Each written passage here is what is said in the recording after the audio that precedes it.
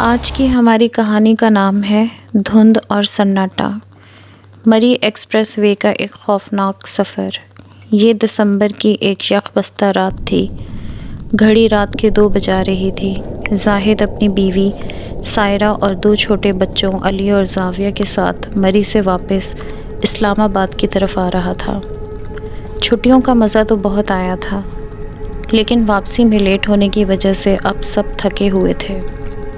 مری express way پر عام طور پر رات کو بھی اکا دکا گاڑیاں ہوتی ہیں، مگر آج معاملہ کچھ عجیب تھا۔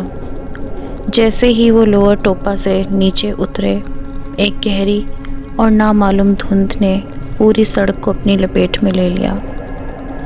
دھند اتنی گاڑی تھی کہ گاڑی کی ہیڈ لائٹس بھی بمشکل 5 فٹ آگے کا راستہ دکھا رہی تھیں۔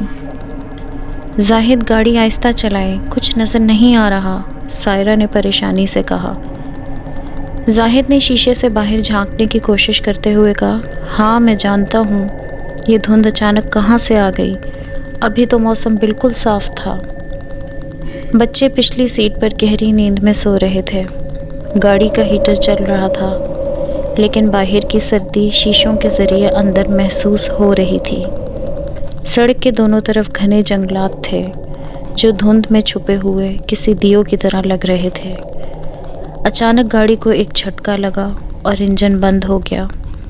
زاہد نے سٹارٹ کرنے کی کوشش کی، مگر گاڑی نے صرف کھڑکھڑاہٹ کی اور خاموش ہو گئی۔ کیا ہوا؟ سائرہ کی آواز میں خوف لرز رہا تھا۔ شاید انجن گرم ہو گیا ہے یا کوئی وائرنگ کا مسئلہ ہے۔ زاہد نے جھنجھلا کر اسٹیئرنگ وہیل پر ہاتھ مارا۔ تم اندر رہو، میں دیکھتا ہوں۔ زاہد نے ٹارچ نکالی اور باہر نکلا۔ باہر نکلتے ہی خاموشی نے اسے دبوچ لیا۔ جنگل کا سناٹا اتنا گہرا تھا کہ اسے اپنی سانسوں کی آواز اونچی لگ رہی تھی۔ اس نے بونٹ کھولا اور ٹارچ کی روشنی میں انجن چیک کرنے لگا۔ سب کچھ بظاہر ٹھیک ٹھاک لگ رہا تھا۔ تبھی اسے محسوس ہوا کہ سڑک کے کنارے جنگل کی جھاڑیوں میں کوئی کھڑا ہے۔ اس سے فوراً ٹارچ ادھر گھمائی۔ کون ہے وہاں؟ زاہد نے اونچی سے آواز دی۔ کوئی جواب نہیں آیا، صرف ہوا سے درختوں کے پتوں کی سرسراہٹ سنائی دی۔ زاہد نے اسے اپنا وہم سمجھا اور دوبارہ انجن کی طرف متوجہ ہوا۔ گاڑی کے اندر سائرہ کا دل زور زور سے دھڑک رہا تھا۔ اس نے کھڑکی سے باہر دیکھا تو اسے لگا کہ دھند میں کوئی سفید سایہ گاڑی کے گرد چکر لگا رہا ہے۔ اس نے فوراً دروازے لاک کر دیے۔ زاہد جلدی اندر آؤ، وہ چیخی۔ زاہد نے بونٹ بند کیا اور بھاگ کر ڈرائیونگ سیٹ پر بیٹھا۔ کیا ہوا؟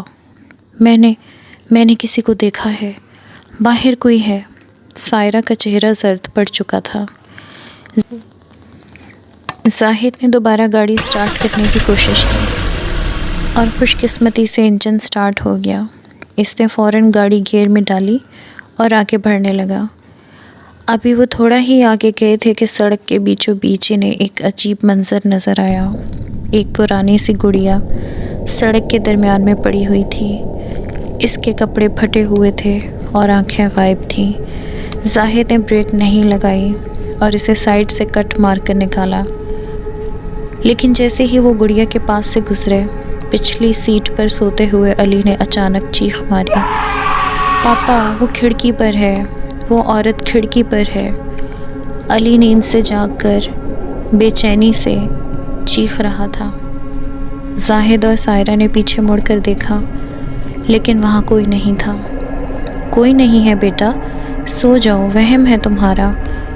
سائرہ نے اسے گلے لگایا، لیکن علی کا جسم کانپ رہا تھا۔ نہیں ماما، اس کا چہرہ نہیں تھا، وہ کھڑکی کے شیشے پر ناخن مار رہی تھی۔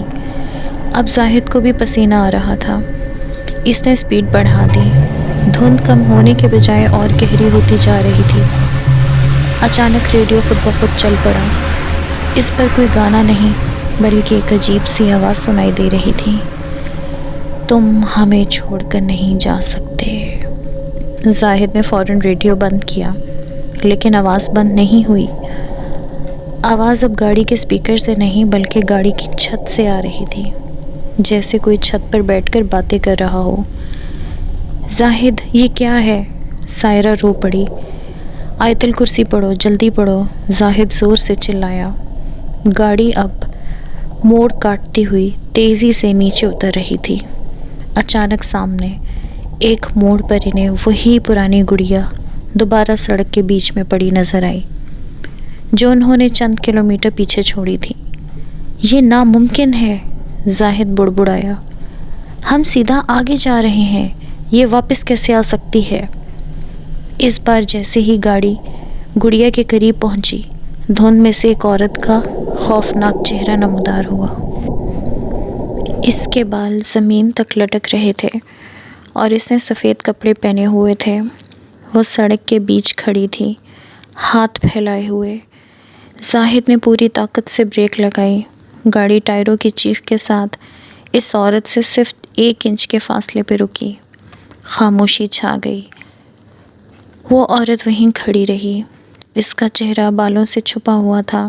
زاہد کا دل حلق میں اٹکا ہوا تھا۔ وہ ریورس گیئر لگانے ہی والا تھا کہ وہ عورت آہستہ آہستہ گاڑی کے بونٹ کی طرف بڑھی۔ اس نے اپنا ہاتھ بونٹ پہ رکھا۔ اس کا ہاتھ ہڈیوں کا ڈھانچہ لگ رہا تھا۔ پھر اس نے آہستہ آہستہ اپنا سر اٹھایا۔ بال ہٹے اور وہاں کوئی چہرہ نہیں تھا، صرف گوشت کا ایک سپاٹ ٹکڑا تھا۔ سائرہ اور بچے چیخ پڑے۔ زاہد نے گاڑی ریورس کی اور ایک زوردار جھٹکے کے ساتھ گاڑی پیچھے لی اور پھر سائڈ سے کٹ مار کر پوری سپیڈ میں گاڑی بھگا دی، چاہے سامنے کچھ بھی نظر نہ آ رہا ہو۔ پیچھے سے ایک خوفناک ہنسی کی آواز آئی جو ہوا میں گونج رہی تھی۔ گاڑی کی چھت پر دھڑ دھڑ کی آوازیں آنے لگی تھیں، جیسے کوئی اوپر چھلانگیں لگا رہا ہو۔ زاہد نے بس ریس پیڈل پر پاؤں جمائے رکھا۔ وہ آیت الکرسی بلند آواز میں پڑھ رہا تھا اور سائرہ بھی بچوں کو لپیٹ کر دعائیں مانگ رہی تھی۔ تقریباً 15 منٹ کی جان لیوا ڈرائیونگ کے بعد اچانک ایک دھند چھٹ گئی۔ سامنے ٹول پلازا کی روشنیاں نظر آنے لگیں۔ چھت پر ہونے والی آوازیں بھی اچانک سے بند ہو گئیں۔ زاہد نے ٹول پلازا پر گاڑی روکی۔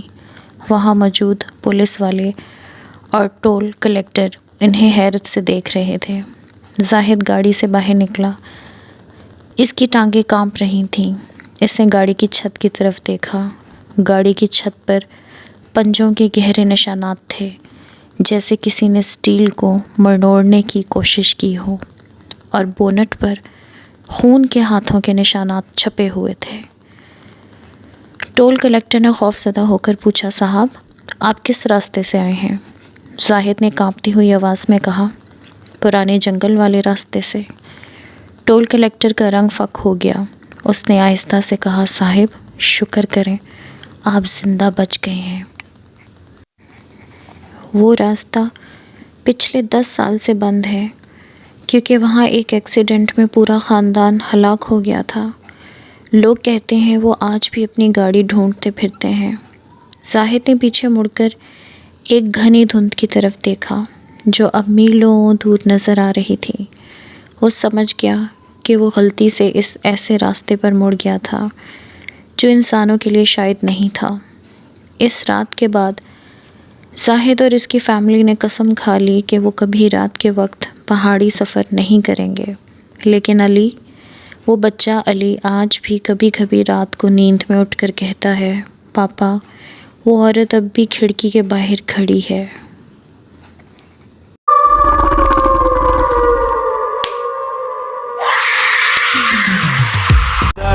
It's caught in the crossfire.